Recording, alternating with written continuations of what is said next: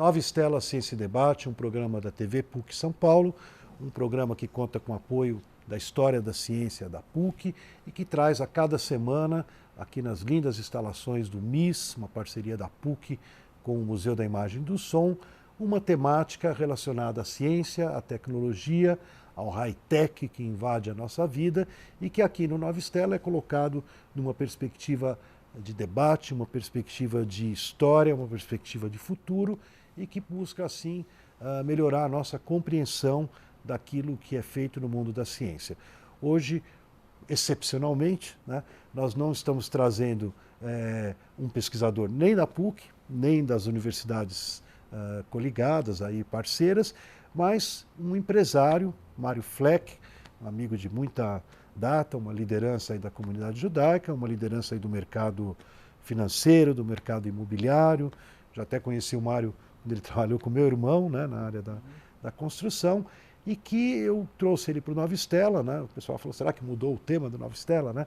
Porque o Mário, além de ter a sua atuação profissional, ele já, eu imagino, algumas décadas, né, se dedica a uma missão muito especial, que eu acho importante o público do Nova Estela conhecer, que é o apoio a um instituto de pesquisa no planeta Terra. Na verdade, o Instituto Weizmann de Israel, fica ali entre Tel Aviv e Jerusalém, no meio do caminho, Rehov.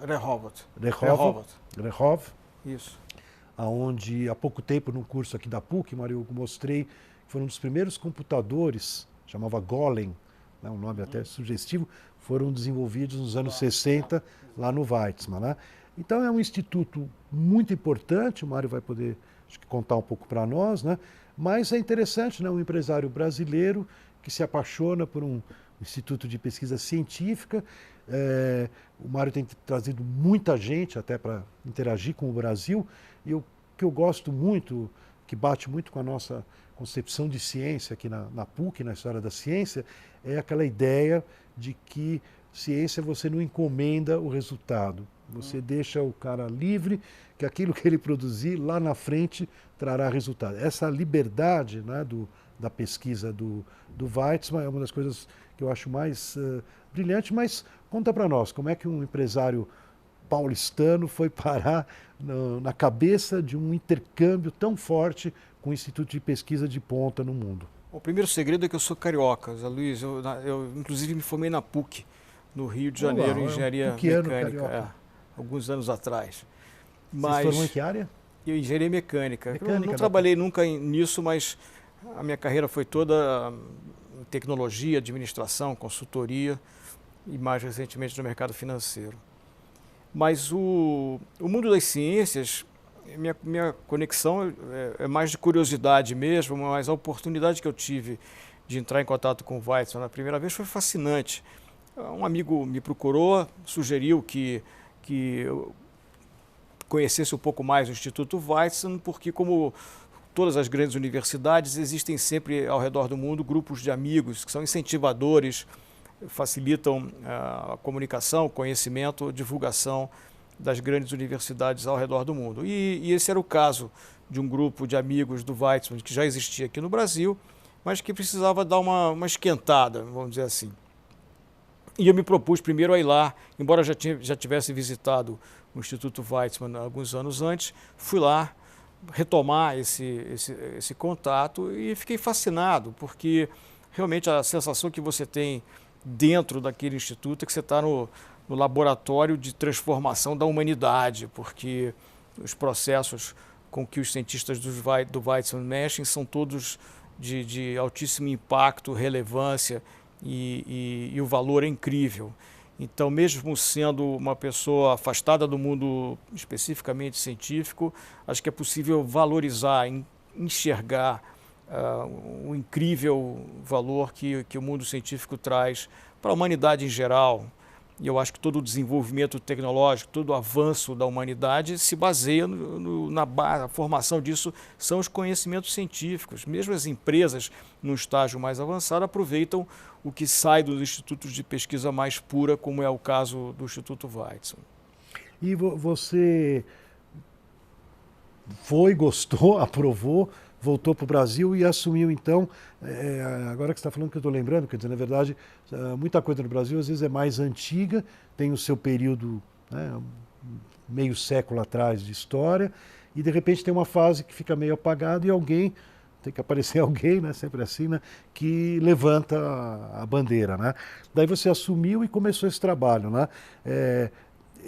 Talvez seria bacana assim, já tinha as bolsas ou você criou as bolsas? Não, já existia, inclusive nós encontramos hoje nomes importantes aqui da ciência, como o professor Roger Chamas, que foi 30 anos atrás, bolsista desse mesmo programa, que na verdade é um programa que ocorre nos meses de julho todo ano, lá no Instituto Weizmann, já há muitas décadas.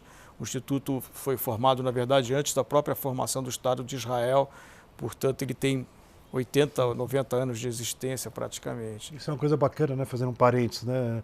Israel tem a Universidade Hebraica de Jerusalém e o Weizmann antes de existir o Estado, né? O que mostra uma visão muito favorável à educação e à ciência, né? E o Instituto Weizmann produziu 2 presidentes de Israel. O próprio Chaim Weizmann, que foi um dos fundadores do Estado de Israel, foi o primeiro presidente do Instituto Weizmann, e depois o Katzir foi outro cientista, também originário do Weizmann, que virou presidente do Estado de Israel. Tá, mas aí você estava dizendo, as bolsas já existiam e você já existia esse programa há alguns anos e nós achamos que ele é fabuloso porque ele permite que jovens, por um processo de escolha bem eficaz, tenham essa oportunidade. O grupo é formado por mais ou menos 70, 75 estudantes do mundo inteiro que convergem para o Weizmann durante um período de 4 semanas. Então eles têm a oportunidade de travar relacionamento com um instituto de excelência, na vanguarda do mundo da pesquisa científica, e a gente teve a oportunidade de testemunhar com muita emoção o impacto que isso traz. Os mais antigos são capazes de testemunhar como a própria carreira dele, profissional, científica, foi afetada positivamente por essa experiência, mesmo que pequena, mas muito concentrada, de 4 semanas lá. Então é muito gratificante todo esse processo. Esses jovens são selecionados por uma banca examinadora formada por um grupo de cientistas, a Alicia Kovatovsky faz parte, a Regina Marcos lidera esse processo. Todas já passaram aqui no Nova Estela. Ótimo, e são todos profissionais do mundo das ciências, pesquisadores de alto renome aqui no Brasil. Nós oferecemos esse programa para todo o Brasil, de ponta a ponta, para todas as universidades. O único requisito é falar inglês e estar no primeiro ano de uma universidade, em uma faculdade que tem a ver com o mundo de ciências, então medicina, biologia e todas as derivadas. E esses candidatos escrevem uma redação, essa redação passa por uma avaliação dessa banca, até que os melhores são entrevistados oralmente e nessa última entrevista são tirados a cada ano 4, 5 ou 6, dependendo do número de vagas que nós temos. E o grupo de amigos que ajuda a financiar esse projeto, ele recebe esses meninos, meninas na etapa final e depois, quando eles voltam, normalmente no mês de agosto, fazem uma apresentação pública. É fascinante, é emocionante, mesmo para quem não está conectado no mundo de ciências, ver como essa turma de altíssima competência volta, assim, ter uma experiência fantástica de ter podido estar no laboratório com um prêmio Nobel de Ciências ou com cientistas de renome, conseguindo avançar em algumas coisas que eles já tinham ideia na cabeça. Apesar de jovens, eles têm uma visão muito clara do que eles querem perseguir na vida. Isso é muito bom. Isso é uma iniciativa, na verdade, obviamente que depende dos amigos, sobre a tua liderança, para acontecer, porque ela tem que ser financeiramente viabilizada. Mas ela, ao mesmo tempo, ela mostra uma concepção extremamente interessante do Instituto Weizmann, porque, como você falou, um prêmio Nobel, né, ele vai ter que receber o jovem que é do primeiro ano de faculdade, né, que ainda não tem nenhuma background ainda, ele está começando, né, mas ele vai se dispor aí ao laboratório, fazer um projetinho de 1 mês, né, um projeto pequeno, mas, como você falou, pode ser um projeto de vida, né, na verdade, né? E é interessante essa atitude do prêmio Nobel, né, ou do grande pesquisador do Weizmann. Ele não tem frescura, né? Ele vai lá e recebe o menino do mundo inteiro e ajuda ele realmente a realizar alguma coisa, né? Na verdade, essa é uma preocupação central e um dos fatores que mais me impressionaram no Weitzman, que eu enquadro nesse contexto de excelência, que é a preocupação com o cérebro o abastecimento de cientistas. Quer dizer, a maior preocupação do Instituto não é nem com a parte financeira. A parte financeira é relativamente possível de se alcançar, não dá trabalho. Mas é muito mais importante e, às vezes, até muito mais difícil encontrar a matéria-prima, que são cérebros de jovens interessados no mundo de ciências, que sabem que é uma carreira de longo prazo, onde ele começa a ficar produtivo no estágio onde seus colegas, vamos dizer assim, de turma universitária já estão há algum tempo colhendo frutos do mercado de trabalho. O mundo de ciências é um pouco mais alongado. Então, o Instituto Weitzman tem uma preocupação particular em encontrar desde jovens e até crianças. Então, por exemplo, em Israel tem um programa muito intenso de trazer as crianças das escolas para visitar o Instituto Weitzman, conhecer ciências, transformar cientistas nos seus heróis, para que eles tenham a intenção, tenham a percepção de que é possível ter um herói cientista, é possível querer ser um dia como aqueles que eles estão vendo. E esse programa, então, internacional de oferecer abrir o Instituto, colocar os seus cientistas para se dedicar durante um período de 3, 4 semanas a acompanhar esses alunos nos seus laboratórios, faz parte dessa visão de longo prazo de cativar, de recrutar, de expor o Instituto aos mais jovens, que serão os seus cientistas do futuro. Vários desses jovens, inclusive do Brasil, tiveram a oportunidade de retornar ao longo das suas carreiras para completar suas pesquisas ou fazer pós-doc, enfim. A porta se abre de uma maneira muito importante. E isso já mostra uma perspectiva muito importante do Estado de Israel, que está encarnada no Weitzman, né? Agora, eu queria também que você comentasse, eu tenho observado aí em alguns visitantes que você traz para cá, como funciona essa interface do Weitzman. Como você falou, o Weitzman quer que o cara conheça o grão da matéria, da célula, muitas vezes sem ter a menor ideia onde aquilo vai, né? A Primeira de Química fala quando ela propôs... 30 anos. 30 anos. Foram 30 anos. O pessoal no começo falou, você está louca. E o Weitzman topou, e daí teve um outro instituto no mundo que ela se associou, né? Mas teriam outros que falavam, não vamos perder tempo nisso aí. 30 anos de pesquisa que não lembro o que era exatamente o que ela inventou, mas que parecia que não ia dar em nada, né? Ao mesmo tempo, Mário, eu vejo que você, nesses encontros aqui dos amigos do Weitzman no Brasil, muitas vezes mostra para nós que, não sei se é atravessando a rua, né, mas perto, tem uma incubadeira ali que está preocupada em também fazer a ponte entre a inovação científica e a indústria, a indústria farmacêutica, o lado mais prático, né? Como é que funciona esse intercâmbio, né? Você me deu a oportunidade de falar duas coisas, Luiz. Um primeiro é que a segunda questão de excelência do Weitzman é justamente essa maneira como o cientista é tratado. O cientista é movido pela sua própria curiosidade e a sua excelência. Então, não é uma instituição que impõe uma lista do que o Instituto, como organização, top-down, pretende perseguir, e atribui isso ou distribui isso ao seu corpo de cientistas. Pelo contrário, o processo é todo bottom-up. Então, o cientista chega lá, uma vez que ele tenha sido aprovado, portanto, tendo passado pelo exame do que é esse padrão de excelência, com total liberdade para satisfazer a sua própria curiosidade. E é essa máquina que move a produção científica do Instituto Weitzman. E eles procuraram sempre criar uma separação muito, muito importante entre o que é filantropia para o mundo científico, como todas as universidades e o mundo acadêmico também carece de um apoio do mundo da filantropia, porque as verbas e as fontes financeiras são escassas e limitadas, então esse complemento é muito estratégico e importante. Mas o Instituto Weitzman, ao longo de décadas, também produziu milhares de patentes. Essas patentes também geram recursos financeiros.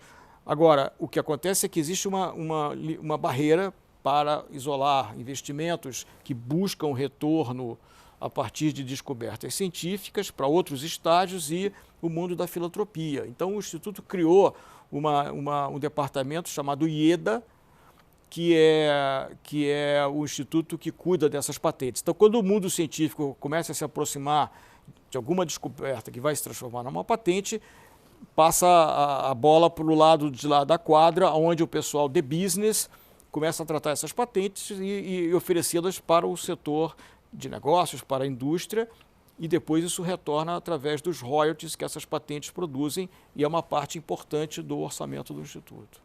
Uma bela estrutura, né? É. Isso não é tão comum a gente vê nas universidades. Acho né? que as universidades em Israel começaram a adotar esse sistema de terem institutos que procuram fazer a ponte entre o mundo acadêmico, científico e o mundo de investimentos e negócios. Aqui no Brasil, voltando aqui para São Paulo, para o Brasil, você também colaborou nessa tua gestão aí dessa sociedade, eu acompanhei em alguns casos, para também algumas parcerias, outras além desse modelo de bolsas e da filantropia de ajudar o Weizmann. Você também tem ajudado algumas iniciativas com o grupo, né, dos órgãos de fomento do Brasil financiarem acordos de colaboração com o Weizmann.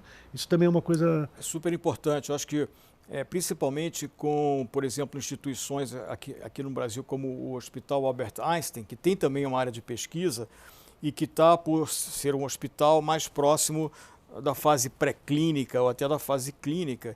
Isso é um complemento ao ciclo que começa lá atrás, com a pesquisa mais básica que é feita no Weizmann. Nós tivemos oportunidade de fazer cientistas dos dois lados conversarem e descobrimos coisas fantásticas, como pesquisas em algumas áreas que eram absolutamente complementares e que a oportunidade de juntar as descobertas na fase mais pura com algumas evoluções na fase pré-clínica ou no nível da pesquisa de um hospital do porte, da dimensão do Einstein, era fabulosa, um potencial enorme de evolução por causa dessa combinação. E também a FAPESP, que é um instituto de excelência aqui de pesquisa em São Paulo, também é um órgão incentivador. Nós recentemente conseguimos criar projetos vinculando cientistas brasileiros com cientistas israelenses em campos em que ambos estavam atuando. A FAPESP, quase todos os pesquisadores que eu trago assim sempre colocam que é um diferencial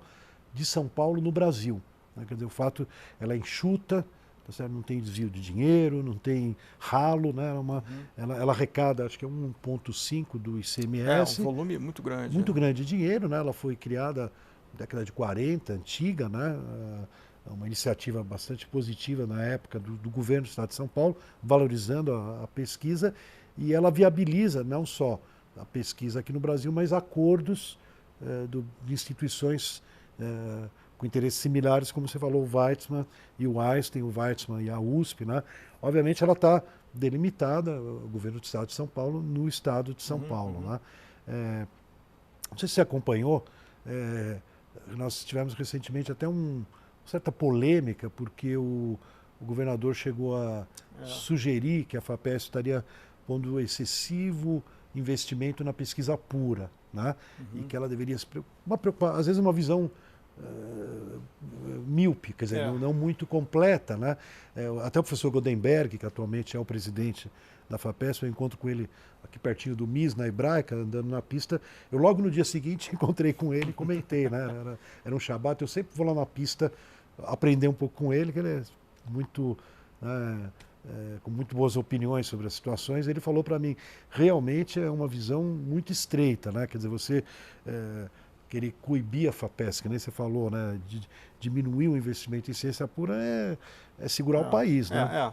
Eu acho que esse investimento no Brasil podia melhorar na área de educação como um todo, né? Acho que não é só o problema no mundo de ciências, mas particularmente a oportunidade que tem através do programa dos incentivos da FAPESP, isso é na verdade um privilégio, é uma coisa que não pode acabar nunca. Eu acho que só se você não entender o impacto potencial das descobertas científicas e os investimentos bem feitos em motivar, incentivar pesquisadores, novas novos cérebros que caminham por essa direção e principalmente parcerias com institutos muito avançados, como o Weizmann em Israel, Pasteur na França, Max Planck na Alemanha, todos parceiros inclusive do próprio Weizmann. Esse é o mundo que transforma a humanidade, é ali que a gente descobre a origem das tecnologias que depois vão para as empresas transformarem as nossas vidas profissionais e pessoais, e também o mundo da saúde, todas as grandes descobertas que permitem que hoje o homem tenha o desafio de chegar aos 120 anos, começaram daí. Então é isso que hoje, por exemplo, o Weizmann procura, através da combinação de tecnologia, de informática com computação quântica que está batendo as nossas portas, com o mundo da medicina, biotecnologia, caminhando para uma medicina personalizada. A grande novidade do Weizmann hoje é um Instituto Integrado de Pesquisa na área de câncer, cujo desafio maior é transformar o câncer de maneira bem generalizada numa doença crônica e não numa doença que ainda tem uma dose de letalidade assustadora. Agora, para isso, você precisa de tecnologia, precisa de bons cérebros e bons incentivos para que profissionais e cientistas se desenvolvam. Aliás, você trouxe aqui para o Brasil há pouco tempo um pesquisador do Weizmann para falar justamente sobre computação quântica, só que o formato da palestra dele era legal você sugerir aqui para o Brasil adotar, que ia dar muito certo no Brasil, né? Porque o Brasil gosta de tudo que dá samba, né? Conta para nós essa história. É um pouco nessa linha não só da desmistificação do mundo das ciências, mas a aproximação com o mundo laico, como eu e muitos dos meus colegas do mundo profissional, financeiro, de engenharia, etc., distantes do mundo das ciências, como aproximar mais esses dois mundos. E lá no Weizmann, eles pensaram, onde será o lugar mais difícil de se... Como o cientista gosta de desafios, né? Qual é o lugar mais difícil de você falar sobre ciências, o mais assim, oposto a isso. E pensaram num bar onde as pessoas estão no seu lazer, tomando uma cerveja, um chopp, se divertindo, conversando sobre as coisas menos, talvez, importantes. Ali seria o lugar mais difícil, em tese, para se falar de ciências. E toparam esse desafio, mais um, e começaram a fazer um programa que era, uma vez a cada 6 meses, um grupo de cientistas programar uma espécie de conversa aberta, conversa de botequim, para nossa terminologia aqui, em bares em Tel Aviv. Isso começou com poucos bares que programaram isso, então, e hoje em dia, quando eles fazem o tal da noite de ciências com chopp, como eles chamam, tem uma demanda incrível, tem uma fila agora, porque tem mais bares querendo fazer do que tem cientistas disponíveis. E é fabuloso, porque as pessoas têm a oportunidade de interagir, satisfazer as suas próprias curiosidades num ambiente mais descontraído que permite que elas estejam relaxadas e despreocupadas, às vezes, com a sua própria ignorância. Mas fazem todas aquelas perguntas que gostariam sobre temas que todos nós precisamos até de respostas para as nossas curiosidades latentes e que o mundo científico, às vezes, nos ajuda. Essa é uma dica... eu acho fenomenal, de levar a ciência para o bar. Eu assisti essa que você trouxe, aprendi computação quântica, que é uma área que me perturba muito, me interessa muito, e com o chopinho ali na frente, quer dizer, realmente é literalmente na mesa do bar, né? A gente está com pouco tempo, eu não queria deixar você embora sem você responder uma pergunta. Como você se sente, né, no meio dos empresários do Brasil fazendo esse trabalho? Porque eu vou te falar, às vezes eu morei no Canadá, interagi muito com os Estados Unidos, né, o quanto uma família, né, investe num jovem lá nos Estados Unidos para ele chegar na universidade e tudo mais. E aqui no Brasil, né, às vezes o cara fala, nossa, mas que caro, que absurdo, tal. Ou então eu conto assim, né, eu fui para a Universidade de Chicago uma vez e eles queriam aumentar a biblioteca, faltava 5 milhões. Né? Daí eles fizeram um fundraising lá, e em um mês que eu fiquei lá, eles tinham 9 milhões. Né? Quem deu esses 9 milhões? Ex-alunos da universidade. Meu pai, querido já falecido, né, ele fez USP. Né? Eu pergunto para você, que eu saiba, posso até estar enganado, desculpe, eu não lembro dele ter doado algo para a USP, a gente não tem esse retorno, né? Como você sente essa situação agora a gente terminar aqui no Brasil, com os teus pares aí, empresários? Eu vou te falar, para mim foi uma gratíssima surpresa constatar que eu não estava sozinho com aquela sensação de ter sido picado pelo mosquito do interesse no mundo científico. Quando as pessoas têm a oportunidade de chegar mais perto, é impressionante como elas se identificam. São causas, muitas vezes, de transformação, como eu falei, da humanidade, ou seja, numa área de tecnologia avançada, seja numa área de medicina, que as pessoas se identificam, elas conseguem valorizar isso, às vezes com muito mais intensidade, até no campo pessoal, por experiências pessoais ou familiares, do que numa coisa de filantropia mais abrangente. Então, eu tenho hoje o prazer, a alegria de dizer que tem um grupo de amigos no Brasil do Weizmann e pessoas que participam filantropicamente de diversos projetos, com uma enorme capacidade de doação e retorno para si própria pela satisfação de participar de projetos transformacionais.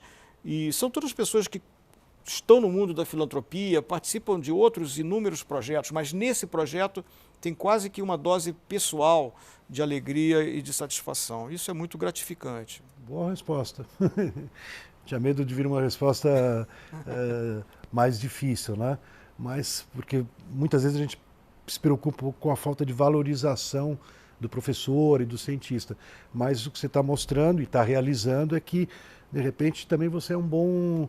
Você sabe apresentar bem o projeto, né? O Weizmann faz parte. Faz o marketing. A nossa é a mais fácil. Bom, Nova Estela Ciência e Debate vai chegando novamente ao final, esperando ter o nosso telespectador novamente conosco daqui a uma semana para mais um tema onde a ciência, a tecnologia, as suas consequências que vão transformando as nossas vidas sejam colocadas em debate para que a gente conheça os caminhos que nos levaram até aqui e que possam nos indicar caminhos para o futuro, como as novas estrelas lá no passado.